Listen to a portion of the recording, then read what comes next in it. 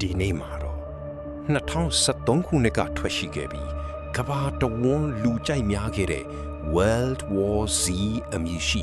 သိမ်းထိတ်ရင်ပူဇွန်ဘီဇကာအကြောင်းကိုတင်ဆက်ပေးသွားမှာဖြစ်ပါတယ်။ဇလန်ကိုဖီလာဒဲလ်ဖီးယားမြို့၏အေးချမ်းသာယာသောမနက်ခင်းမြင်ကွင်းတစ်ခုဖြင့်အစာပြုထားပါတယ်။ကုလာသမဂ္ဂစုံစမ်းစစ်ဆေးရေးမှူးဟောင်းဂျယ်ရီလိန်းသည်သူ၏မိသားစုနှင့်အတူမြို့ထဲသို့ထွက်လာစဉ်မမျှော်လင့်ထားသောကမောက်ကမဖြစ်ရများနှင့်ရုတ်တရက်ကြုံတွေ့ရပါတော့တယ်။လူသားများသည်အလွန်လျင်မြန်သောအရှိန်နှုန်းဖြင့်တဦးကိုတဦးလိုက်လံကြိုက်ခဲနေကြပြီးကြိုက်ခံရသူမှာ12စက္ကန့်အတွင်း၌ကြောက်မက်ဖွယ်ဇွန်ဘီများအဖြစ်ကူးစက်ပြောင်းလဲသွားကြသည်။ဂျယ်ရီသည်သူ၏အတွေ့အကြုံနှင့်ဖြတ်ထိုးညံကြောင့်မိသားစုကိုဘေးကင်းရာသို့အချိန်မီခေါ်ဆောင်နိုင်ခဲ့ပြီး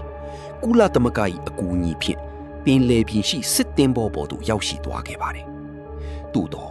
မိသားစုကိုထိုနေရာတွင်ဆက်လက်ထားရှိခွင့်ရရန်အတွက်ဂျယ်ရီသည်ဤကပ်ယောဂါ၏မြစ်ဖျားခံရာကိုရှာဖွေဖော်ထုတ်ပေးရမည်တာဝန်ကိုမလွဲမရှိသာလက်ခံလိုက်ရလေတော့သည်။ဂျယ်ရီသည် virus beta ပညာရှင်ဒေါက်တာဖတ်ဆာဘက်နှင့်အတူတောင်ကိုရီးယားရှိစစ်အခြေစိုက်စခန်းသို့ပထမဆုံးထွက်ခွာခဲ့ပါတယ်။ထိုနေရာတွင်ဇွန်ဘီများ၏အလေ့အထကိုလေ့လာရင်းအစ္စရေးနိုင်ငံသည်နံရံကြီးများကြိုတင်တိဆောက်ကာကွယ်ထားနိုင်သည်ဟူသောသဲလွန်စကိုရရှိခဲ့သဖြင့်ဂျေရုဆလင်မြို့သို့ဆက်လက်ထွက်ခွာခဲ့ပါတယ်။ဂျေရုဆလင်တွင်အစ္စရေးထောက်လှမ်းရေးအရာရှိနှင့်တွေ့ဆုံစဉ်အတွင်းထူးဆန်းသောဖြစ်ရပ်တစ်ခုကိုဂျယ်ရီသတိပြုမိခဲ့ပါတယ်။၎င်းမှာဇွန်ဘီများသည်ကျန်းမာတန်ဆွမ်းသူများကိုသာတိုက်ခိုက်ကြပြီး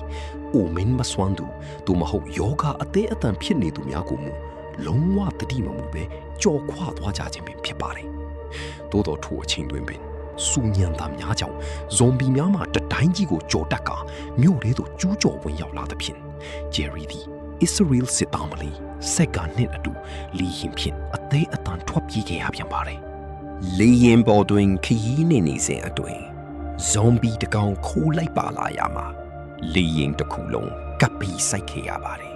။ဂျယ်ရီသည်လက်ပစ်ဘုံကိုအသုံးပြု၍လီရင်ကိုပောက်ကွဲစေကာဇွန်ဘီများကိုလေးဟားနဲ့အတွင်းသို့လွင့်စင်သွားစီခဲ့တော်လေလီရင်မှာ Wales ပြည်နယ်အနီးတွင်ပြတ်ကျသွားခဲ့ပါတယ်။ဒဏ်ရာအပြင်းအထန်ရရှိထားသည့်ဂျယ်ရီနှင့်စက်ကန်တို့သည်ကမ္ဘာ့ကျန်းမာရေးအဖွဲ့